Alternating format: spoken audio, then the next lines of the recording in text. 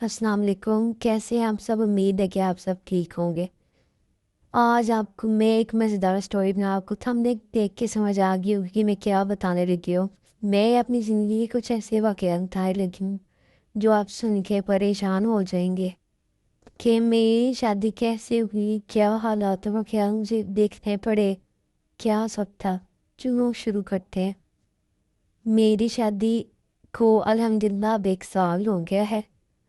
जब मेरी शादी हुई थी तब मैं बहुत परेशान रहती होती थी क्योंकि मेरी शादी के तकरीबन 10 महीने पहले मेरे वालिद साहब का इंतकाल हो गया। तो हमारे पास कोई इतना नहीं था कि शादी भी की जाए और अच्छी वाली की जाए, क्योंकि मैं एक मिडिल क्लास फैमिली से तलक रखती थी। मेरे पास कुछ इतना पैसे वगैरह कुछ भी नहीं था। शादी से पहले मैं जॉब करती होती थी, उसी से ही मेरा ज़रिए माश ही था। और वो मेरे वालिद साहब की जो पेंशन मिलती होती थी वो थी। तो फिर मैंने बड़ा सोचा, मैं बड़ा परेशान होती थी कि क्या होगा कैसे होगा। फिर वही कहते हैं ना कि अल्लाह ताला की ज़ात मौज दिखाती है, तो आपको यकीन नहीं आता कि क्या, बस अल्लाह पर यकीन होना चाहिए।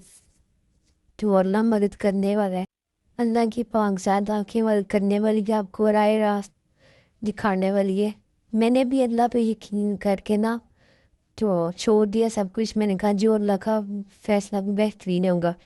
मेरी शादी से 10 महीने मैं बहुत परेशान तब रहती थी। जब मेरी शादी जब दिन रखने के लिए ये लोग गए मेरे ससुराल वाले, तब मैं बहुत परेशान हूँ कि अल्लाह कैसे होगा सब, क्या मामलात होंगे। कहते हैं ना कि जब आपके सर से आपके बाप का साया उठता है तो कोई भी बंदा बस बाप नहीं होता। तब मैंने देखा, मैं कहती होती थी, मैं कहती थी कौन से लोग हैं जो कहते हैं कि ज़मीन फट जाती है आसमान फट जाता है किसी अपने की डेथ पे। मुझे नहीं यकीन आता होता था। फिर जब मेरे वालिद की डेथ हुई तब मुझे हुआ, मैं कहती नहीं कि जब आप पे लगती है तो फिर आपको पता चलता है कि दूसरे बंदे को कितनी तकलीफ है। जब मेरे पे गुजरी, मेरे वालिद साहब का इंतकाल हुआ, तब मुझे पता चला कि ये मुश्किलात कैसे होती हैं। फिर मैंने अल्लाह का नाम लेके अपनी शादी की शॉपिंग वगैरह शुरू कर दी, सब कुछ। अल्लाह ने बहुत मदद की।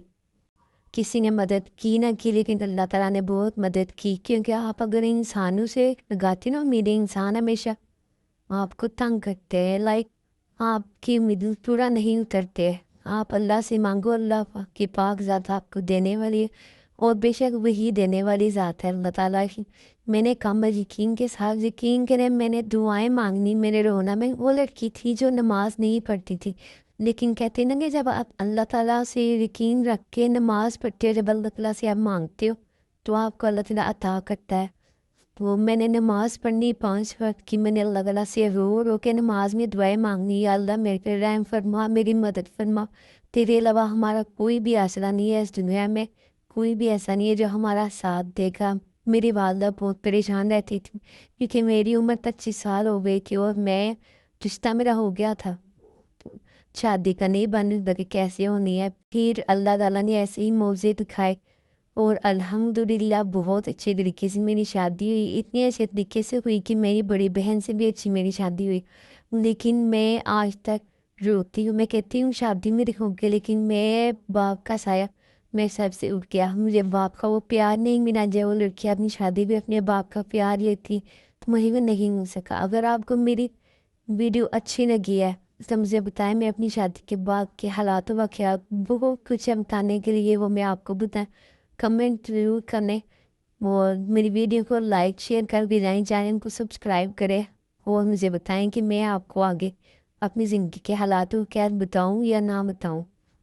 अल्लाह हाफिज़, शुक्रिया।